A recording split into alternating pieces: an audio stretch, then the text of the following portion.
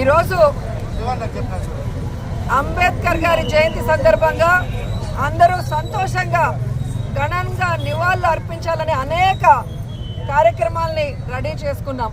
కానీ నిన్నటి సాయంకాలం మీరు చూశారు, విజయవాడ నడిబొడ్డులో చంద్రబాబు నాయుడు తన పచ్చ రౌడీ మూకలతో జగన్మోహన్ రెడ్డి గారి మీద హత్యాయత్నం చేయటం ఈ రాష్ట్రమే కాదు, దేశంలో ఉన్న అన్ని రాష్ట్రాల్లో వాళ్ళు కూడా షాక్కి గురయ్యారు. అంటే ప్రజల అభిమానం పొందడానికి ప్రజలకు చేసిన మంచి చెప్పుకోవాలి, లేదా ఏం మంచి చేయబోతున్నామో చెప్పుకొని వారి యొక్క ఆశీర్వాదాలు తీసుకోవాలి. కానీ ప్రజలు అభిమానించే నాయకుడిని లేకుండా చేసి తాను అధికారంలోకి రావాలన్న కుట్ర కుతంత్ర రాజకీయం చంద్రబాబు నాయుడు చేయడం దురదృష్టకరం. గతంలో కూడా పాదయాత్రలో జగనన్న మీద ఏ విధంగా కత్తితో దాడి చేశారో మనం అందరం కూడా కళ్ళారా చూసాం.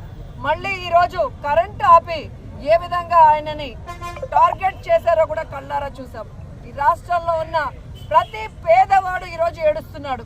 తమ కోసం ఇన్ని అవమానాలు ఇన్ని కష్టాలు భరిస్తున్న జగన్మోహన్ రెడ్డి గారిని ఈ విధంగా వీళ్ళు టార్గెట్ చేసి ఆయన క్యారెక్టర్ గురించి బ్యాడ్గా చెప్పడం, ఆయన చేస్తున్న పరిపాలనని తప్పుగా ప్రజల్లోకి తీసుకొని వెళ్ళాలన్న ప్రయత్నం చేయటం.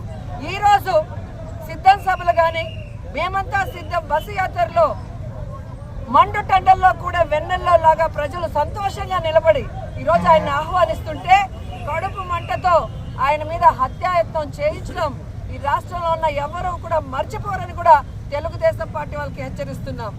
ఈరోజు మీకు చెప్తున్నాం, ప్రజలు అభిమానించే ప్రేమించే జగనన్న రక్తం మీరు కళ్ళ చూశారు.